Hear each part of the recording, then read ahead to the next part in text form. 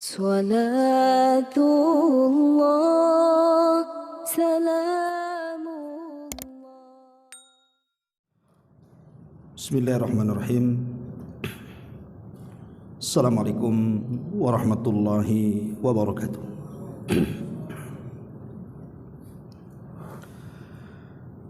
Alhamdulillah wassalatu wassalamu ala Rasulillah wa ala alihi wa sahbihi wa mawalah wa la hawla wa la quwwata illa billahi wa ba'du. Alhamdulillah, di malam hari ini kembali kita bisa berkumpul di majelis ilmu, majelis yang para malaikat mendoakan orang-orang yang duduk di majelis ilmu. Bahkan Nabi SAW mengatakan, humul kaum la yashqa jalisuhum. Majlis ilmu adalah majlis yang tidak pernah ada kecelakaan bagi orang-orang yang duduk di situ. Dan Nabi SAW mengatakan, man salaka tariqan yaltamisu fihi ilma sahhalallahu bihi tariqan ilal jannah. Barang siapa yang berjalan dalam rangka menuntut ilmu, maka Allah akan mudahkan jalannya menuju surga Allah Subhanahu wa taala. Salawat dan juga salam tentunya tetap kita hadiahkan kepada Rasul kita, Nabi besar Muhammad sallallahu alaihi wa ala alihi wasallam. Pembahasan di malam hari ini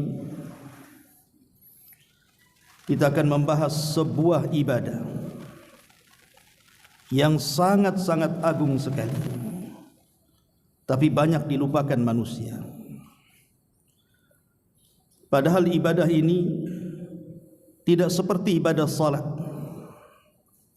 yang harus menjaga waktu-waktunya, kemudian juga harus bersih dari hadas besar dan kecil, kemudian harus datang ke masjid bagi laki-laki, belum lagi dengan gerakannya. Tentu ibadah ini sangat berat kecuali orang-orang yang khusyuk. Atau tidak seperti ibadah puasa yang kita harus menahan lapar, dahaga dan juga syahwat mulai dari terbit fajar sampai tenggelam matahari. Ataupun tidak seperti ibadah haji yang mengumpulkan harta, kemudian mempersiapkan kesehatan, karena ibadah haji bukan ibadah biasa, tapi ibadah fisik dan harta.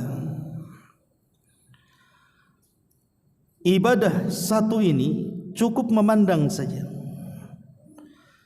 tetapi ibadah hanya cukup mendengar dan memandang ini adalah seafdol-afdolnya ibadah. Apa ibadah itu? Ibadah itu disebut dengan ibadatu at-tafakkur.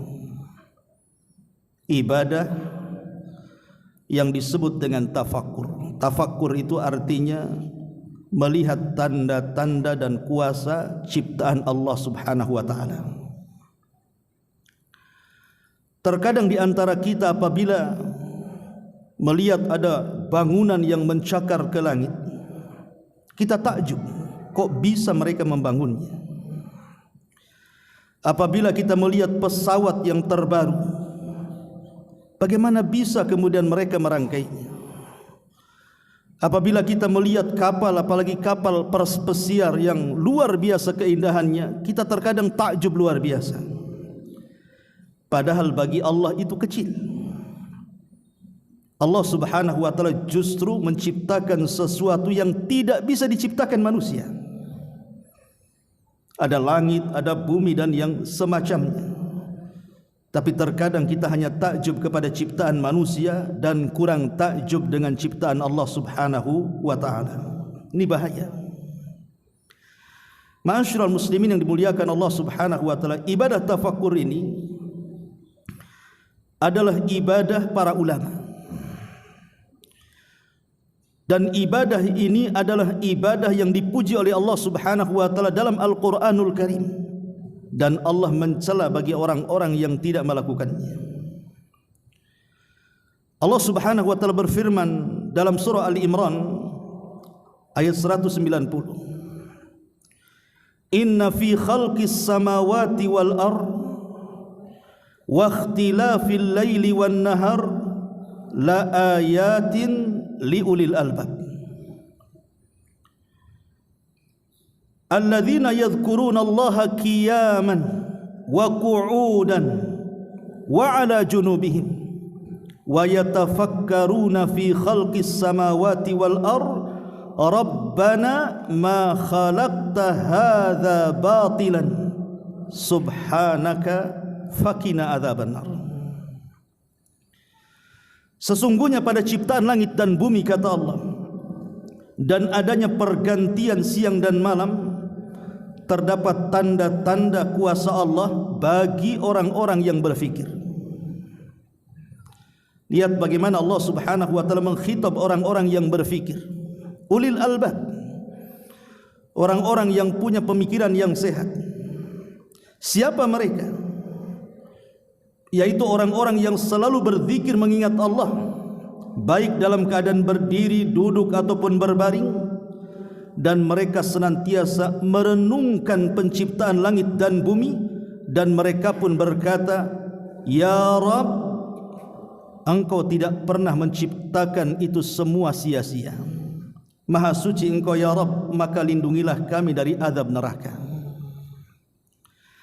Lihat bagaimana Allah memuji orang-orang yang memiliki ulil albab, memiliki pikiran-pikiran yang sehat, pikiran-pikiran yang jernih. Siapa pemilik pikiran yang sehat dan jernih itu? Di sini Allah sebutkan dua sifat. Pertama, orang-orang yang banyak berzikir kepada Allah Azza wa Jal, dan yang kedua, orang yang banyak berfikir. Jadi di sana ada zikir, ada fikir. Ini ibadah yang luar biasa. Zikir artinya mengingat Allah Subhanahu wa taala dengan menyebut-nyebut namanya. Fikir artinya memikirkan ciptaan Allah Subhanahu wa taala untuk menguatkan keyakinan dan takwa serta iman kita kepada Allah Subhanahu wa taala. Ma'asyiral muslimin yang dimuliakan Allah Subhanahu wa taala, dan Allah sebaliknya mencela orang-orang yang tidak pernah melihat kekuasaan Allah. Allah cela dalam Quran. Allah Subhanahu wa taala mengatakan dalam surah An-Nahl 78, ataupun Allah Subhanahu wa taala mengatakan dalam surah Al-A'raf ayat 179, walaqad dara'na li jahannama katsiran minal jinni wal insi lahum qulubun la yafqahuna biha wa lahum a'yunun la yubsiruna biha wa lahum adhanun la yasma'una biha ulaika kal an'am bal hum adhal ulaika humul ghafilun. Dan sungguh kami jadikan untuk isi neraka jahanam itu kebanyakan dari jin dan manusia. Siapa mereka jin dan manusia penghuni jahanam itu? Mereka orang-orang yang memiliki hati tetapi tidak dipergunakan untuk memahami ayat-ayat Allah. Mereka orang yang memiliki mata tapi tidak digunakan untuk melihat tanda-tanda kuasa Allah. Dan mereka orang-orang yang memiliki telinga tapi tidak dipergunakan untuk mendengar ayat-ayat Allah. Maka mereka laksana binatang ternak, bahkan mereka lebih sesat dibandingkan binatang ternak. Mereka itulah orang-orang yang lalai. Lihat bagaimana Allah mencela orang-orang yang tidak tafakkur. Ma'asyiral muslimin yang dimuliakan Allah Subhanahu wa taala,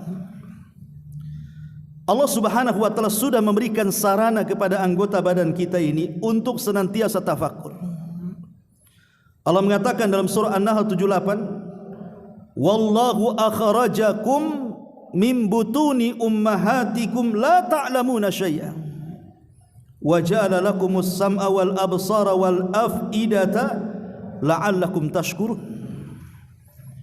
Dan Allah telah mengeluarkan kamu dari perut ibu kalian itu dalam keadaan tidak mengetahui siapapun dan tidak mengetahui apapun.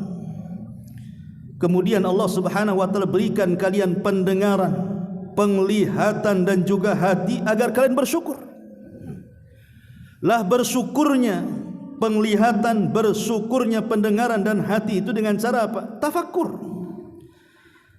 Karena tafakkur itu memikirkan tanda-tanda kuasa Allah bukan dengan kaki, bukan dengan tangan, bukan dengan perut, tetapi tafakkur itu dengan dua alat yang ada di kepala kita, mendengar ayat-ayat Allah alias tadabbur dan melihat tanda-tanda kuasa Allah alias tafakkur.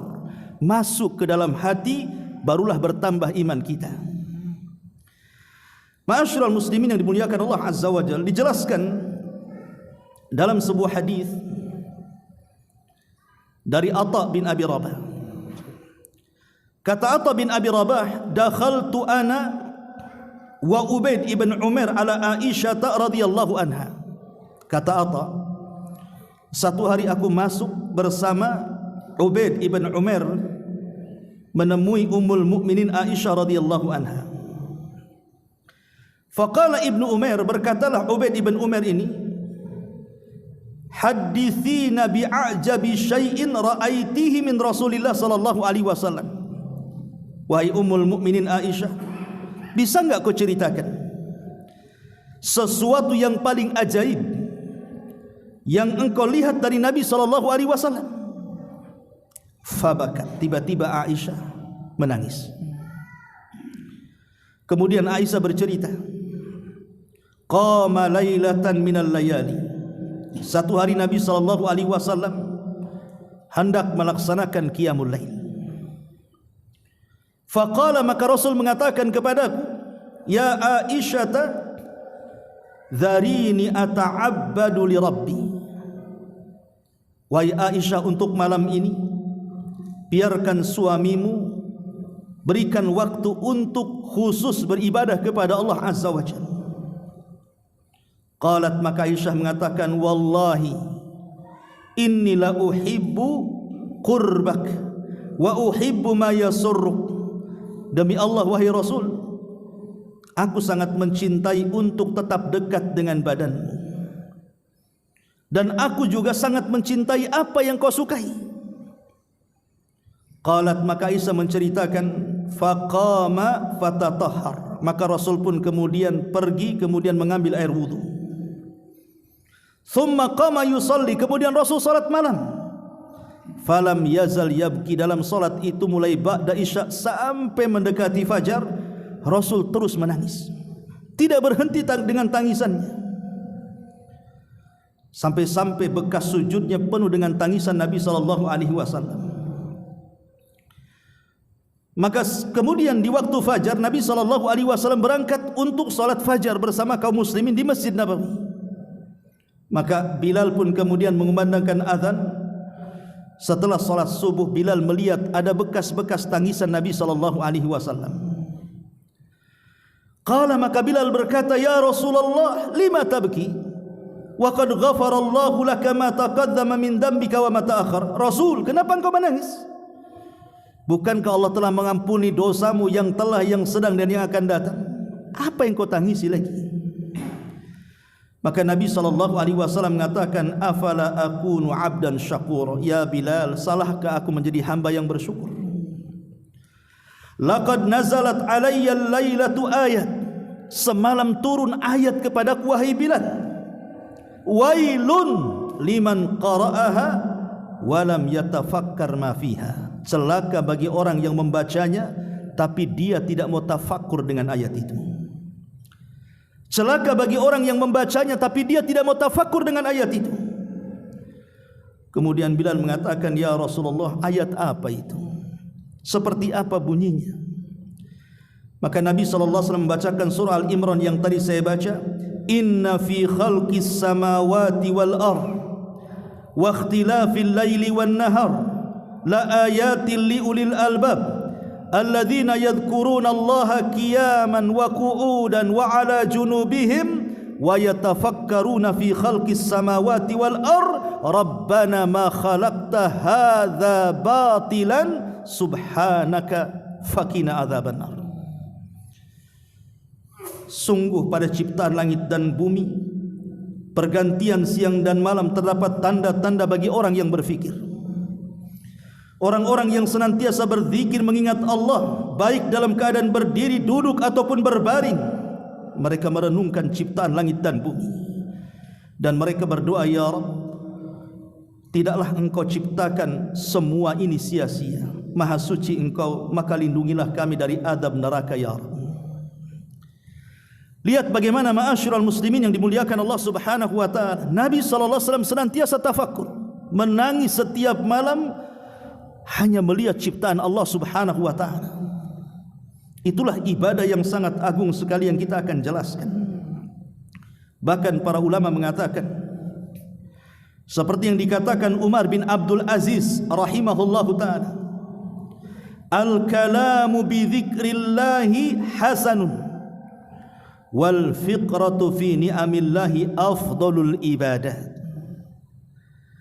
Berzikir kepada Allah itu bagus, tapi berfikir akan nikmat-nikmat Allah, kekuasaan Allah, itu seafdal-afdalnya ibadah. Bahkan dikatakan oleh para ulama juga, di antaranya Bishr ibn al-Haris al-Hafi rahimahullahu ta'ala, "Lau tafakkaran nasu fi azamatillahi lama asauhu." Kalaulah sekiranya manusia itu mau berfikir dengan kebesaran, keagungan ciptaan-ciptaannya, tidak ada manusia yang bermaksiat kepada Allah itu. Bermaksiatnya manusia itu karena tidak melihat keagungan Allah saja.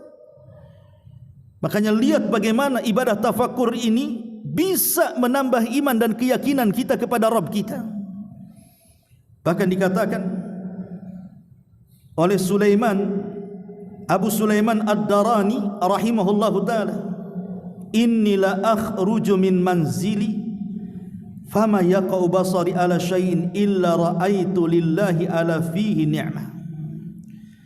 Sesungguhnya kalau aku keluar rumah, kata beliau, kemudian pandanganku menatap sesuatu, maka tidaklah aku menatap sesuatu itu kecuali aku diingatkan dengan nikmat-nikmat Allah Subhanahu wa ta'ala. Karena di sekeliling kita ini semua nikmat bisa kita fikirkan, bisa kita renungkan, dan itu menambah iman. Bahkan Nabi Allah Isa alaihi salam mengatakan, "Tuba liman kana kiluhu tadzakkura wa samtuhu tafakkura wa nadharuhu ibaran." Beruntunglah, kata beliau, beruntunglah bagi orang-orang yang lisannya senantiasa digunakan untuk berzikir, kemudian yang hatinya dan diam lisannya digunakan untuk tafakur, dan setiap apa yang dilihatnya dijadikan untuk ibrah, pelajaran dalam kehidupannya. Begitulah ma'asyiral muslimin yang dimuliakan Allah Azza wa Jalla, agungnya ibadah tafakur ini. Setelah kita tahu bahwa betapa tingginya ibadah tafakur ini, baik kita akan masuk pada kekuasaan Allah Subhanahu wa taala. Apa yang ditafakuri ini? Karena sahabat Ibnu Umar radhiyallahu an pernah berkata kepada Nabi sallallahu alaihi wasallam soal ibadah tafakur ini. Maka Nabi sallallahu alaihi wasallam mengatakan, "Tafakkaru fi ala illahi wa la tatafakkaru fillahi." Renungkanlah nikmat-nikmat yang Allah anugerahkan kepada kalian, dan janganlah kalian memikirkan tentang zat Allah Subhanahu wa taala. Kalau kita mau mendekatkan diri kepada Allah dengan melihat Allah Subhanahu wa taala secara langsung, mustahil. Macam mana kita caranya melihat Allah Subhanahu wa taala? Allah tidak mungkin terlihat di dunia. Jangan lagi sekelas kita ketika peristiwa Isra Mi'raj, Rasul sampai di Sidratil Muntaha, berjumpa dengan Allah. Apakah Rasul melihat zat Allah? Tidak. Yang Rasul lihat itu hanya hijabnya. Nurun inni ara, aku melihat cahaya saja. Kemudian Rasul berdialog dengan Allah Subhanahu wa taala. Akhirnya disyariatkan salat 5 waktu.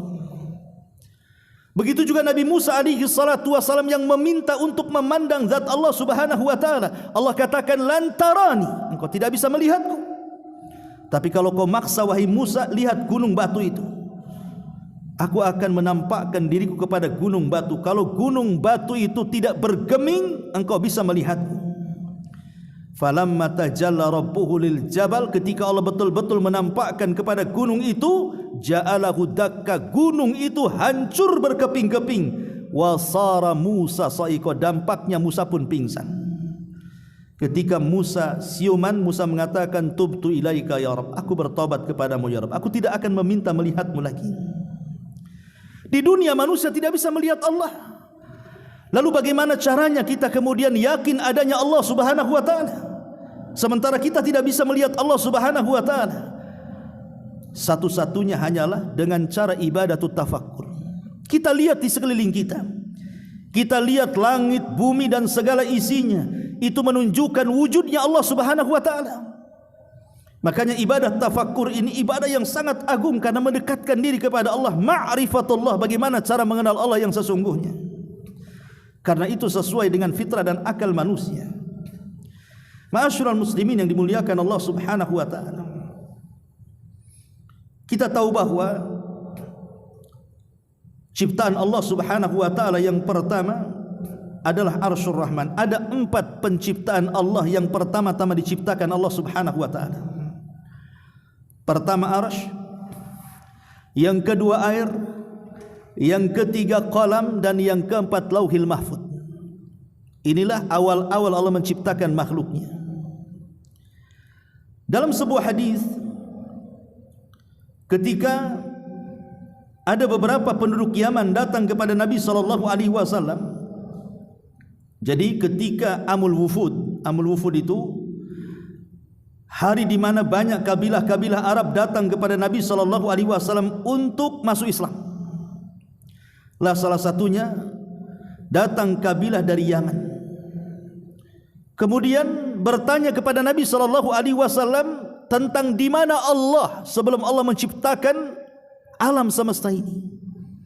Jadi orang ini bertanya, penduduk Yaman ini, kepada Nabi SAW, di mana Allah sebelum Allah menciptakan langit dan bumi dan seluruh alam semesta ini. Maka Nabi SAW mengatakan, kanallahu walam yakun syai'un ghairuhu wa kana arshuhu alal ma wa kataba fi dzikri kulla syai'in wa khalaqas samawati wal ard. Dalam hadis Bukhari dari Imran bin Husain radhiyallahu an, ketika Nabi ditanya soal di mana Allah sebelum Allah menciptakan alam semesta, maka Rasul mengatakan, kana Allah walam yakun syai'un ghairuhu. Allah ketika itu bersendirian sebelum ada segala sesuatu yang diciptakan. Allah bersendirian, tidak ada sesuatu bersama Allah Subhanahu wa taala sebelum Allah menciptakan makhluknya. Baru setelah Allah menciptakan arasy-Nya yang pertama, kemudian wa kana arshuhu alal ma, dan arasy-Nya Allah di atas air, dan Allah pun mencatat segala sesuatu di Lauhil Mahfud. Kemudian Allah ciptakan langit dan bumi. Ma'asyiral muslimin yang dimuliakan Allah Subhanahu wa taala, lihat di sini Allah Subhanahu wa taala ketika ditanya sebelum menciptakan langit dan bumi, Rasul mengatakan dia bersendirian, tidak ada yang bersama Allah, siapapun atau apapun. Artinya selain daripada Allah Subhanahu wa taala adalah makhluk. Selain daripada Allah Subhanahu wa taala, setelah Allah ciptakan, berarti semuanya adalah makhluk Allah Subhanahu wa taala. Karena sebelum diciptakan makhluk, Allah bersendirian. Baru setelah itu Allah ciptakan makhluk-makhluknya. Berarti selain daripada Al-Khaliq fahuwal makhluk. Selain daripada sang pencipta, dia adalah makhluk yang diciptakan. Lah yang pertama diciptakan kata para ulama adalah Arsyur Rahman, arsy Allah Subhanahu wa taala. Dan kita tahu ma'asyiral muslimin yang dimuliakan Allah Subhanahu wa taala, arsy Allah itu adalah makhluk yang sangat besar. Ketika Allah Subhanahu wa taala menciptakan arsy, kemudian Allah Subhanahu wa taala menciptakan malaikat-malaikat pemikul arsy yang jumlahnya 8 sebagaimana nas Al-Qur'an. Malaikat-malaikat ini ketika melihat arsy, mereka pesimis. Kayaknya tidak sanggup kalau saya memikul arsy Allah sampai kiamat dibangkitkan. Tetapi kemudian Allah Subhanahu wa taala memastikan bahwa kalian sanggup memikulnya. Tapi mereka mengatakan tidak sanggup ya Allah. Maka akhirnya Allah Subhanahu wa taala mengajarkan satu lafaz yang kemudian membuat para malaikat ini kuat. Lafaznya apa? Katakan la haula wala quwwata illa billah. Bahwa tidak ada daya dan upaya kecuali hanya kuasa Allah Subhanahu wa taala. Setelah malaikat membaca la haula wala quwwata illa billah, akhirnya kemudian mereka pun sanggup memikul arsy. Dari sejak itu sampai kiamat dikiamatkan, sampai bumi dikiamatkan atau alam semesta dihancurkan. Dan malaikat pemikul arsy ini, ma'asyiral muslimin yang dimuliakan Allah Azza wa Jalla, bukan malaikat biasa. Nabi SAW pernah minta izin untuk mensifati malaikat-malaikat pemikul arsy. Apa kata Nabi SAW? Kata Nabi SAW, di mana kakinya itu menembus 7 lapis bumi, kemudian badannya menjulang sampai melintasi langit pertama, kedua, sampai ke 7, sampai ke kursi, sampai ke sorga neraka, sampai ke sidratil muntaha, sampai kemudian tanduknya, karena ada tanduknya disebutkan ada qarn itu tanduk, itulah yang kemudian memikul arsy-nya sejak itu sampai kiamat dibangkitkan. Kalau yang menceritakan bukan Nabi SAW dan hadis ini tidak sahih, tentu kita katakan ini mimpi saja, ini melamun saja. Masa ada malaikat sebesar itu? Tapi karena yang menceritakan Nabi SAW dan hadis ini sahih, maka kita katakan sami'na wa ata'na. Kita dengar, kita taat, selesai. Innama qaulul mu'minin idza du'u ila Allahi wa rasulihi an yaqulu sami'na wa ata'na. Kata kunci seorang mukmin itu kalau dipanggil Allah dan Rasulnya, mereka hanya mengucapkan sami'na wa ata'na. Tapi itu menunjukkan kebesaran arsy Allah Subhanahu wa taala. Ma'asyiral muslimin yang dimuliakan Allah Subhanahu wa taala, itu arsy. Kemudian setelah Allah Subhanahu wa taala menciptakan arsy, maka makhluk yang kedua Allah Subhanahu wa taala ciptakan air. Jadi di bawah arsy itu ada lautan, ada air, ya. Dan itulah yang Allah Subhanahu wa taala katakan wa kana arsyuhu 'alal ma'. Adalah arsy-nya Allah Subhanahu wa taala berada di atas air. Jadi di bawah arsy itu ada lautan, ada air. Dan air juga salah satu makhluk yang penuh dengan keajaiban. Karena kita tahu bahwa Allah Subhanahu wa taala mengatakan wa ja'alna minal ma' kulla syai'in hayyin afala yu'minun. Dan dari air kami jadikan segala sesuatu hidup, mengapa kalian tidak beriman? Air inilah yang menciptakan segalanya. Ma'asyiral muslimin yang dimuliakan Allah Subhanahu wa taala, karena kalau kita lihat bahwa asal penciptaan makhluk yang berakal dan makhluk yang tidak berakal, Allah Subhanahu wa taala menciptakan makhluk itu kan ada 2 macam. Ada yang diciptakan dengan kun fayakun. Idza qadallahu syai'an, apabila Allah Subhanahu wa taala menghendaki sesuatu, maka Allah Subhanahu wa taala idza aradallahu syai'an an yaqula lahu kun fayakun. Kalau Allah menghendaki sesuatu tinggal ngomong saja, kun, jadi, maka dia jadi. Seperti contohnya mamanya Allah Subhanahu wa taala menciptakan arsy dengan kun fayakun. Allah menciptakan air dengan kun fayakun. Allah menciptakan lauhil mahfuz dengan kun fayakun. Allah menciptakan langit dan bumi dengan kun fayakun. Allah menciptakan api cahaya dengan kun fayakun. Tapi di sana ada asal penciptaan makhluk yang berakal dan yang tidak berakal. Maksudnya penciptaan makhluk yang berakal dan tidak berakal itu maksudnya malaikat, jin, Nabi Adam dan keturunannya serta binatang-binatang. Kalau Allah Subhanahu wa taala menciptakan cahaya itu dengan kun fayakun. Kemudian Allah Subhanahu wa taala menciptakan api dengan kun fayakun. Allah menciptakan tanah dengan kun fayakun. Dan Allah juga menciptakan api dengan kun fayakun, kemudian cahaya, kemudian air dan tanah itu dengan kun fayakun. 4 ini semua diciptakan dengan kun fayakun. Tapi ada di sana makhluk tidak diciptakan dengan kun fayakun, tetapi diciptakan dari makhluk yang sebelumnya Allah ciptakan. Jadi Allah Subhanahu wa taala tidak menciptakan dengan kun fayakun makhluk-makhluk ini, tapi diciptakan dari makhluk yang diciptakan oleh Allah Subhanahu wa taala. Seperti umpamanya malaikat. Malaikat tidak diciptakan kun fayakun, tetapi diciptakan dari cahaya, dan cahaya sebelumnya sudah diciptakan. Kemudian juga jin ataupun syaitan diciptakan dari api, dan api sebelumnya sudah diciptakan. Kemudian Nabi Adam diciptakan dari turab, dari tanah. Tanah sebelum sudah diciptakan Allah. Termasuk binatang, tumbuh-tumbuhan itu diciptakan dari air yang sebelumnya Allah sudah ciptakan. Jadi penciptaan ada 2. Ada penciptaan dengan kun fayakun, tapi ada juga penciptaan dengan yang sebelumnya sudah Allah Subhanahu wa taala ciptakan. Yang anehnya adalah ciptaan Allah dari sesuatu yang sudah diciptakan itu betul-betul keajaiban yang luar biasa. Contoh umpamanya Allah ciptakan Adam dari tanah. Apakah tanah ada dagingnya? Apakah tanah ada tulang? Apakah tanah ada darah? Tidak ada. Tapi ketika Allah Subhanahu wa taala ciptakan Adam dari tanah, rupanya jadi daging, jadi tulang, jadi darah, dan begitu seterusnya. Ini kuasa siapa kalau bukan kuasa Allah?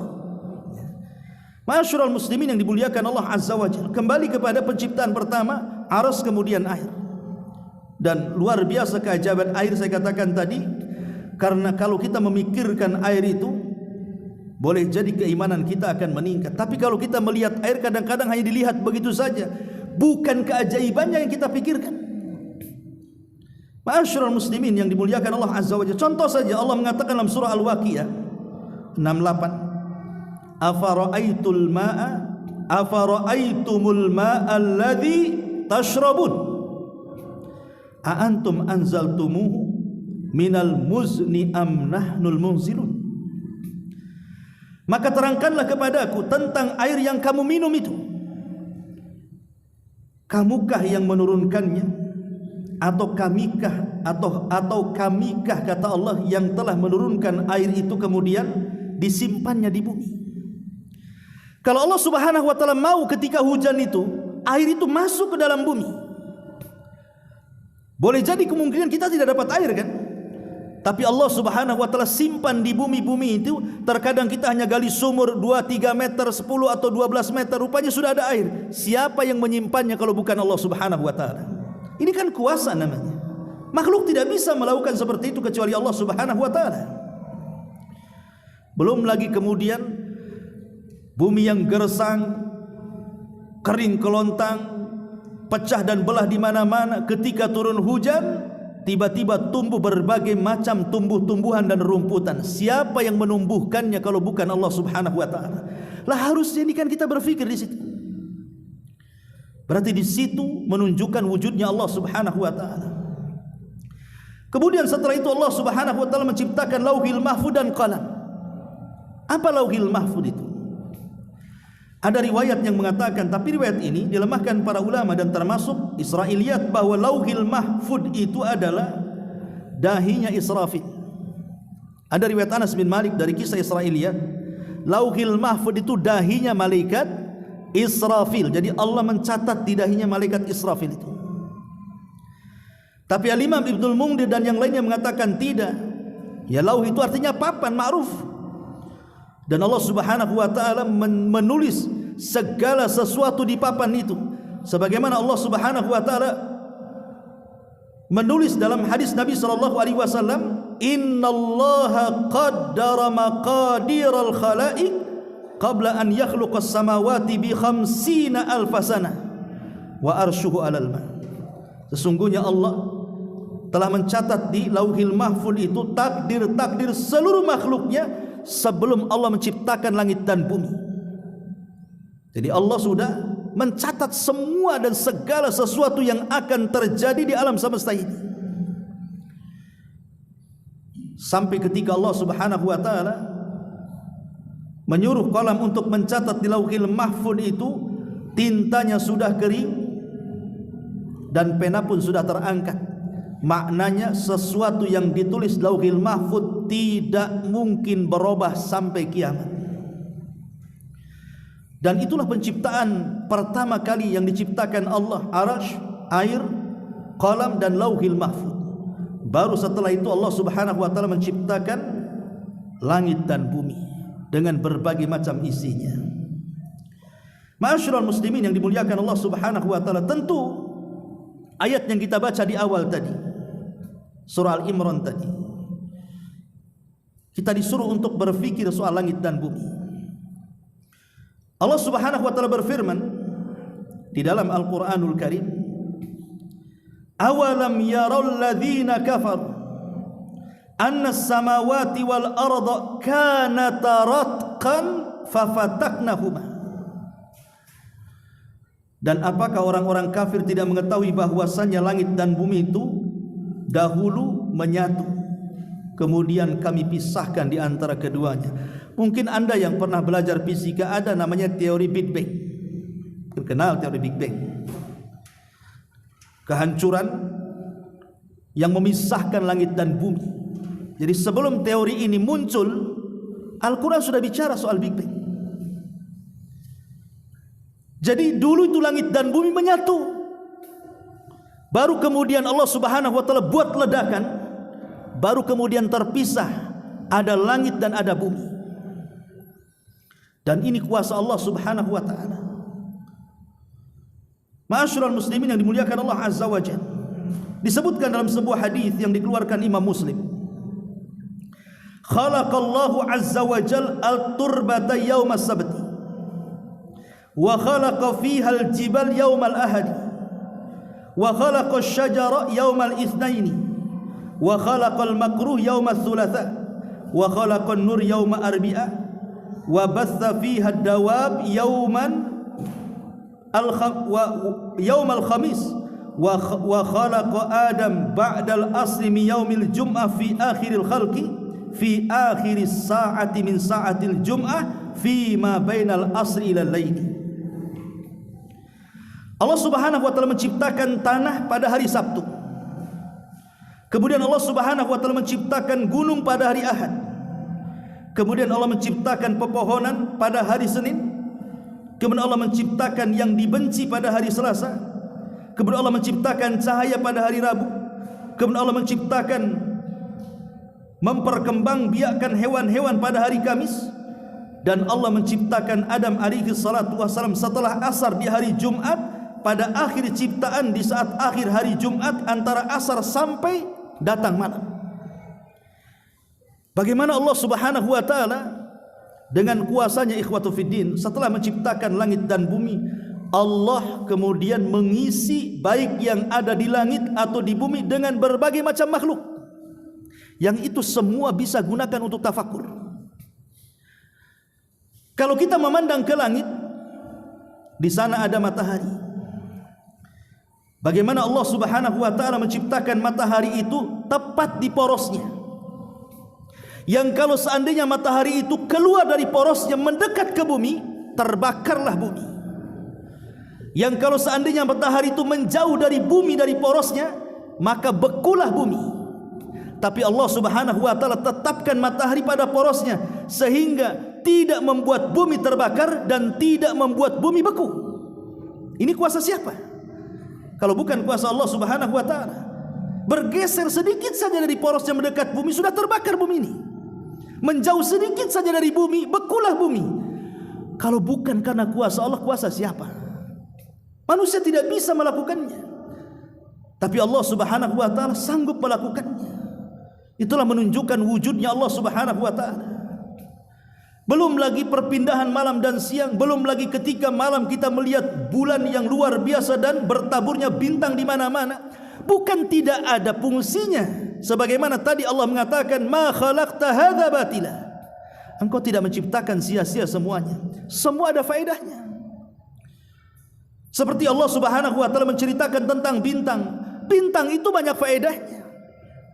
Contohnya umpamanya, bintang bisa digunakan untuk alamat peta kita berjalan ke sana kemari, terutama orang-orang yang berjalan di tengah-tengah padang pasir atau orang-orang yang berjalan di tengah-tengah lautan. Zaman dulu tidak ada kompas, tidak ada Google Map. Mereka hanya memandang bintang-bintang ke arah mana mereka harus berjalan dan mereka tidak tersesat. Artinya bisa digunakan untuk tanda dalam perjalanan. Jadi kalau zaman dulu pemetaan itu melihat bintang kemana arah pulang, kemana arah pergi. Kalau di malam hari ya, tapi kalau di siang hari melihat gunung. Kalau zaman dulu, ya. Zaman sekarang tidak perlu lah, sudah ada kompas, sudah ada Google Map dan begitu seterusnya. Bahkan diarahkan di Google Map itu, ya. Maju-maju, belok-belok, nah, semua diarahkan tuh, ada suaranya pula. Ya. Kemudian juga Allah Subhanahu wa taala gunakan bintang itu untuk menghiasi langit. Ini kalau langit gelap menakutkan ikhwan. Ada apa ini? Mau hujan deras. Tapi ketika di malam hari bertabur bintang itu, indahlah langit, tenanglah kita yang memandangnya. Dan lebih daripada itu, meteor-meteor yang Allah lemparkan dari langit ke arah bumi itu dalam rangka syuhuban lisyayatin. Allah sedang melempar setan-setan. Artinya tidak ada yang sia-sia yang Allah Subhanahu wa taala ciptakan. Baik matahari ataupun bulan ataupun bintang-bintang. Logika ikhwatu fiddin muliakan Allah Subhanahu wa taala disebutkan dalam ayat Al-Qur'an. Perhatikan, ini harus dipikirkan. Allah Subhanahu wa taala berfirman, "Qul ara'aitum in ja'alallahu 'alaikumul laila sarmadan ila yaumil qiyamah man ilahun ghairullah ya'tikum bidiya'in afala tasma'un." Bagaimana pendapat kalian kalau seandainya Allah Subhanahu wa taala jadikan malam terus gelap sampai kiamat, tidak ada terang-terangnya, digelapkan sampai kiamat, tidak ada matahari? Apakah di sana ada Tuhan selain Allah yang bisa menerangi bumi yang kita pijak ini? Atau sebaliknya, qul ara'aitum in ja'alallahu 'alaikumun nahar sarmadan ila yaumil qiyamah man ilahun ghairullah ya'tikum bilailin taskununa fihi afala tubsirun. Atau sebaliknya, Allah jadikan siang terus tidak ada malam, cahayanya terus saja memancar sampai kiamat dibangkitkan. Ada enggak di sana selain daripada Allah mampu mendatangkan malam supaya kita beristirahat kalau kalian melihat? Tidak ada, semua kuasa Allah. Coba kalau kita berada di kegelapan ikhwatu, tidak ada cahaya satu pun umpamanya, apa enggak sesak dada kita? Rasanya boleh jadi mungkin langit itu jatuh ke kepala kita. Itu kalau gelap itu kayak kita ini ngap-ngapen gitu ya, sesak dadanya. Tapi ketika ada cahaya, lapanglah dada kita. Tapi kalau terang terus, kapan kita istirahat jadinya kan? Dan ini kuasa Allah Subhanahu wa taala. Kita tahu bahwa terang itu lebih sempit dibandingkan gelap, karena matahari itu hanya menerangi bumi saja, tidak menerangi semua alam semesta kan. Artinya gelap itu lebih luas dibandingkan terang. Tapi begitulah Allah Subhanahu wa taala menerangi bumi dengan cahaya matahari, sehingga manusia dengan cahaya itu bisa mengambil manfaat ikhwan. Sekarang kalau seandainya bumi digelapkan, tidak ada matahari, PLN mana yang sanggup menerangi bumi coba? Ada PLN yang sanggup menerangi bumi 24 jam? Nggak ada ya. Nanti kalau seandainya diterangkan 24 jam, siapa yang sanggup membayar listrik lagi? Nggak ada yang sanggup bayar listrik lagi. Apa nggak keluar-keluar mama tuh? Ma'asyiral muslimin yang dimuliakan Allah. Tapi kuasa Allah, Allah kasih terang, kasih gelap. Terang untuk bekerja, makanya siang itu orang tidak ngantuk, karena memang cuacanya seperti itu, kecuali ngantukkan orangnya. Tapi umumnya siang itu orang susah ngantuk. Memang Allah buat cuaca seperti itu, dan Allah buat malam itu mengantuk karena Allah buat cuaca itu supaya manusia itu tahu kapan kerja, kapan istirahat. Kuasa siapa kalau bukan kuasa Allah? Dan ini kan harus tafakur di sini. Ya. Ma'asyiral muslimin yang dimuliakan Allah Azza wa Jalla. Belum lagi di sekitar kita yang ada di bumi ini. Bagaimana Allah ciptakan gunung jadi pasak, bayangkan. Kalau tidak ada gunung, kita tidak mungkin berjalan seimbang. Bagaimana caranya coba? Asih gempa, lini. Cemana kita mau seimbang berjalan? Ada gunung itulah dijadikan pasak, namanya pasak itu yang nancap lebih dalam dibandingkan yang keluar. Makanya gunung itu lebih banyak yang masuk ke dalam bumi dibandingkan yang muncul ke permukaan, karena itu pasak. Dengan pasak itulah bumi akhirnya stabil kan? Kita bisa berjalan dengan stabil, tidak takut goyang. Kita lihat coba kalau seandainya ada gempa itu, gempa tektonik gitu atau vulkanik, lihat. Susah orang mau jalan, pegang dinding, pegang pohon, pegang macam-macam kan? Tapi ketika Allah Subhanahu wa taala menancapkan gunung, semua seimbang. Kuasa siapa kalau bukan kuasa Allah? Belum lagi Allah Subhanahu wa taala menciptakan adanya lautan dan sungai, sehingga Allah Subhanahu wa taala tanamkan rizki manusia di situ. Coba bayangkan, hari-hari orang nangkap ikan loh di laut itu, tapi tak habis-habis ikan tuh. Siapa yang memperkembangbiakkan hewan-hewan sebanyak itu coba? Dengan berbagai macam warnanya. Kapan manusia mampu mengecek ikan sebanyak itu? Itu bukan kuasa kita manusia, itu Allah Subhanahu wa taala. Tapi walaupun hari-hari manusia mengambil ikan di lautan, tidak pernah habis rezeki manusia itu. Itulah kuasa Allah Subhanahu wa taala. Allah ciptakan ini itu sampai kepada satu binatang saja. Kalau kita pikirkan itu cukup mengatakan bahwa di sana ada Allah Subhanahu wa taala. Afala yanzuruna ilal ibili kaifa khuliqat. Tidakkah kau lihat bagaimana unta diciptakan? Kenapa unta diciptakan? Kita disuruh melihat unta loh. Karena unta itu binatang ajaib. Dia bisa hidup di padang pasir yang semua binatang tidak mungkin mampu hidup di padang pasir. Kuda nggak bisa, kuda digunakan kuda di padang pasir mati dia. Unta ini dia bisa makan satu kali, minum satu kali, tapi bisa bertahan 6 bulan tak mati. Dan seolah-olah di kepalanya ada Google Map-nya tuh. Sekali dia jalan kemana, dia tahu arah pulangnya. Siapa yang mengarahkan unta itu tahu arah pulangnya. Padahal namanya padang pasir itu kalau diinjak kaki kemudian datang angin terkubur lagi bekasnya. Tapi kenapa unta tahu jalan pulangnya? Dan orang-orang dulu menjadikan unta itu kompas untuk pulang.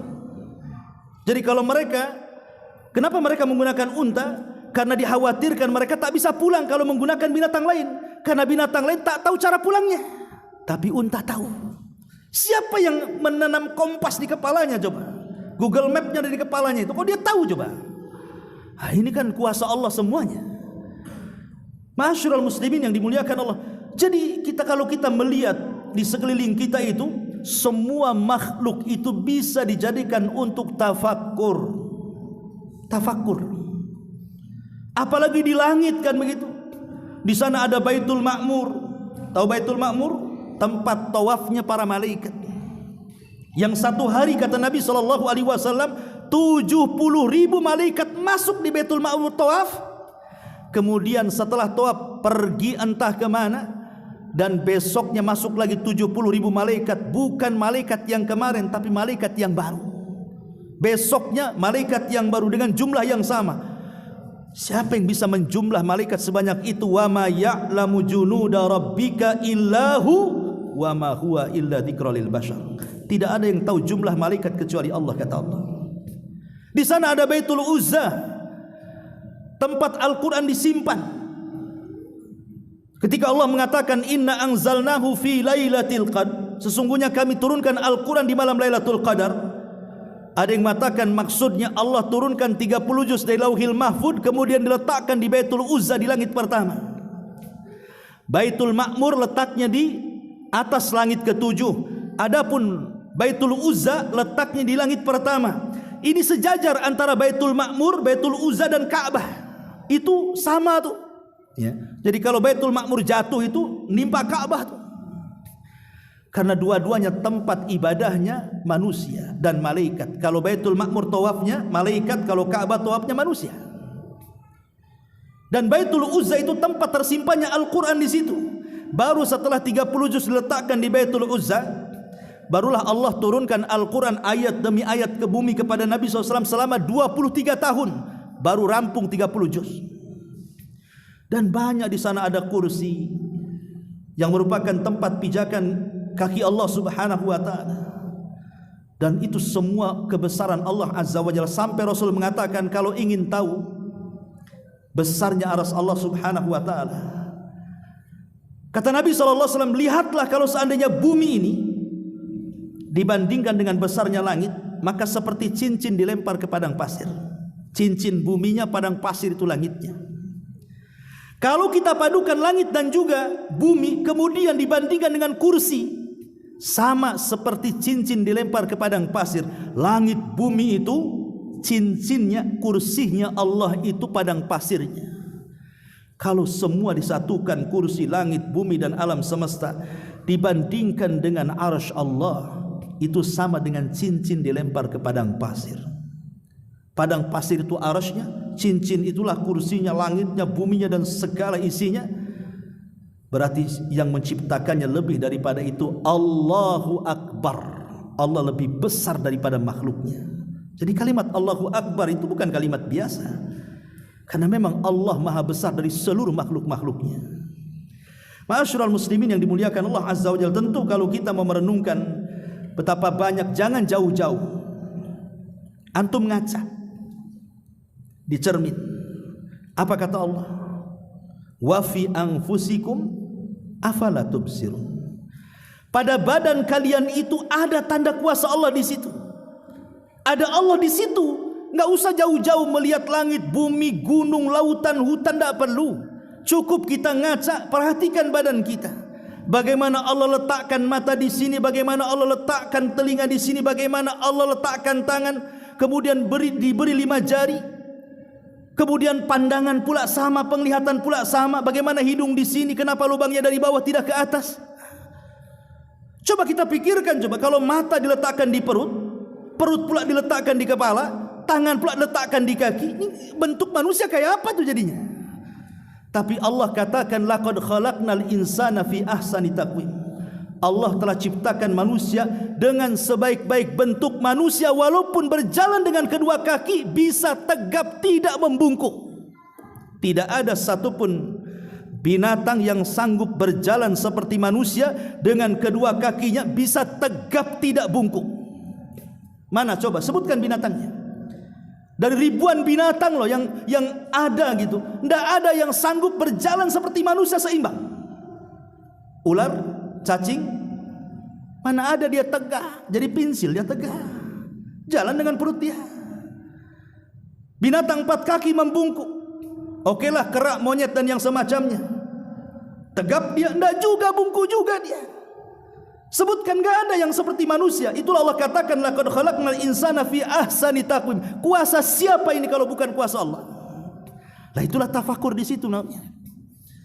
Ma'asyiral muslimin, belum lagi berbagai macam ilmu pengetahuan yang dipelajari manusia, itu semua karena melihat ciptaan Allah Subhanahu wa taala. Jadi ibadah tafakur ini ibadah yang sangat agung, cukup memandang saja kita sudah mendapatkan pahala besar, meningkat iman dan takwa. Sebagaimana tadi kata para ulama salaf, kalau orang betul-betul tafakur dengan ciptaan Allah, tidak mungkin ada manusia yang bermaksiat kepada Allah Subhanahu wa taala. Wallahu alam bisawab. Ini yang bisa sampaikan, mudah-mudahan ada manfaatnya ya. Karena hampir jam 9. Kita tutup dengan doa kafaratul majlis. Subhanaka wa bihamdika asyhadu an la ilaha illa anta astaghfiruka wa atubu ilaik. Allahu taala alam. Assalamualaikum warahmatullahi wabarakatuh.